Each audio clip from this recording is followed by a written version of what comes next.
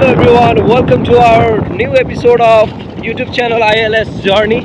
जहाँबाट तपाईहरुमा विभिन्न इन्स्पिरेसनल literature and sports सम्बन्धी भिडियोहरु हामी अपलोड गरिरहेका हुन्छौं। आजको चाहिँ ट्रिप रहनेछ short trip to Pokhara from Bhalam with Deepak भाइ राइडरमा। Enjoy our video. Thank you. अब तपाईलाई म हाम्रो केही सिनेमेटिक भ्यूहरु देखाउने छु। त्यसपछि फेरि हामी अन्य भिडियोहरु देखाउने छौं है त।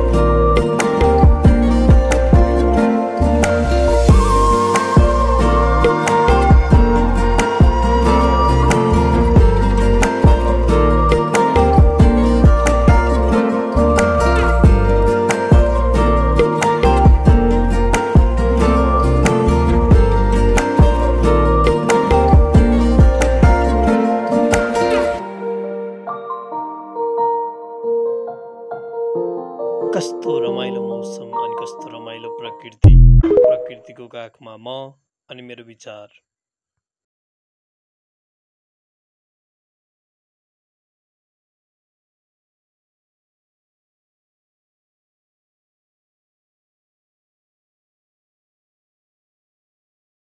यो चाहिँ मणिपाल हस्पिटल पछाडिको ठाउँ हो। पहिला चाहिँ निकै अलि दुर्गन्धित हुन्थ्यो यो ठाउँ। अहिले चाहिँ जस अलि सफा सुग्घर भएको रहेछ। यसमा पनि सम्बन्धित निकायको ध्यान जानुपर्छ है। अहिले चाहिँ हामी पोखरा झरिसकेका छौँ। पोखरा अहिले चाहिँ पोखरा 3 पालिकी चोकमा छौँ। अब यहाँबाट हामी कता जान्छौँ भन्ने कुरा एकछिनमा थाहा हुन्छ। आजको वेदरको कुराकानी गर्नुपर्दा एकदमै गर्मी छ। Very sunny weather, summer season. Deepak भाइ के छ हाम्रो आइएलएस जर्नीको बारेमा के भन्नु छ?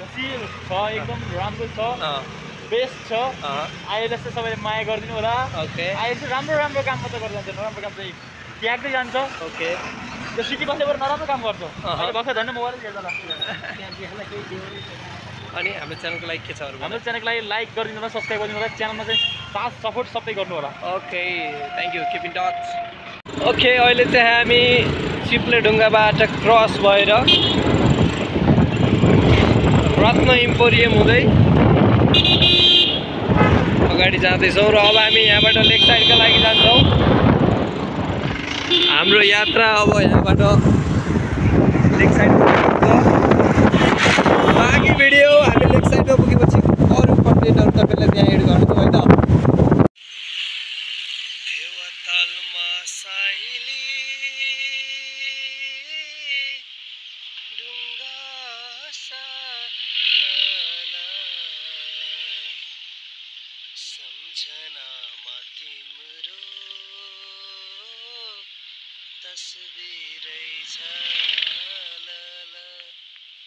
अहिले हामी फेवाताल आइपुगेका छौँ।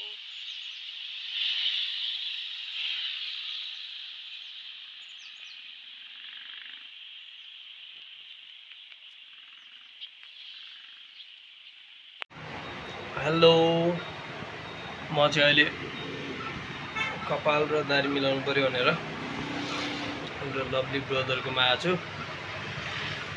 यदि तपाईहरु पनि आउन चाहनुहुन्छ भने हस्पिटल चौक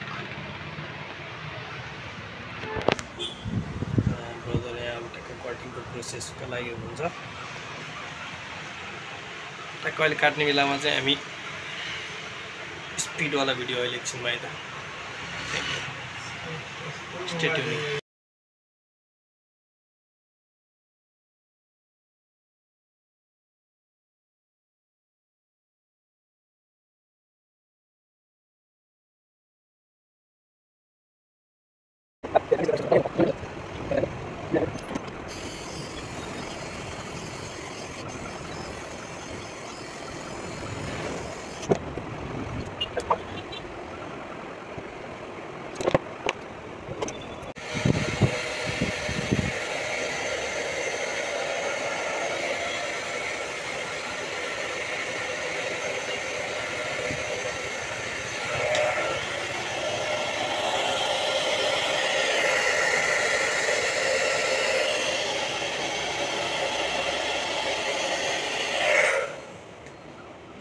एकदमै दामी स्किलफुल रहेछ जोस भाइ चाहिँ हैन लुक के चेन्ज भयो तपाईको त दामी अर्कै बनाइदियो मलाई हैन जिल चाहिँ लगाएर ल तिम्रो स्किल चाहिँ कन्टिन्यू गरिराख राम्रो गर्छौ तिमीले इन्स्पायर गरेको तिमीलाई तिमी आफूले चिनेर अगाडि बढाउ राम्रो गर्छौ ल है त यदि तपाईहरु पनि हजुर कपाल काट्नु पर्ने छ हस्पिटल चोक नजिकै हुनुहुन्छ भने हाम्रो बालेन हेयर सेन्टर है हेयर कटिङ सेन्टरमा टक्क आएर कपाल काट्नु होला अब भाइले मलाई यति भनेपछि चाहिँ पैसा लिन्न भने रियाक्सन होइन हाँसेर आइन आँटेको कर्मको एकदम असल कर्म छ थ्याङ्क यू ल फाइनल्ली हेयर कटिङ सकियो नयाँ लुक चाहिँ यस्तो देखियो अनि thank you so much Deepak भाइ फर योर गगल्स होइन बाबुले चाहिँ गगल्स लाएर टक्क खिच्नु राम्रो देखिन्छ भनिसकेपछि होइन राम्रो पनि देखिया छ होइन जे होस् अनि हाम्रो रौतहटबाट सबैजना चाहिँ हस्पिटल चोकको नजिक चाहिँ हाम्रो बालेन हियरिङ कटिङ सेन्टर छ हेयर कटिङ सेन्टर त्यहाँ आउनु होला थ्याङ्क यू सो मच भाइ तिमीलाई पनि तिम्रो एकदम स्किल अहिलेसम्म मैले काठमाडौँमा कति ठाउँमा काटेँ होइन तर यहाँ काटे जस्तो मैले यतिको राम्रो चाहिँ अहिलेसम्म कतै काटेको थिइनँ दामी रेकर्ड गर्दिन यस्तो होइन पर्दैन ठिक छ अब ठिक छ यतिकै ठिक छ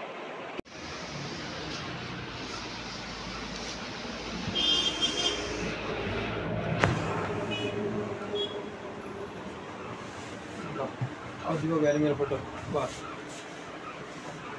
भयो be happy be positive Deepak भाइ बी चिल अनि आजको लागि हाम्रो भ्लग यति नै हो हाम्रो च्यानललाई माया गरिदिनु होला सबैले do like subscribe thank you be happy सकारात्मक सोचको विकासको मेची महाकाली अभियान जारी राखौँ आफू पनि खुसी बनाऊ अरूलाई पनि खुसी बनाऊ Thank you everyone for watching. Be healthy, think positive and stay happy.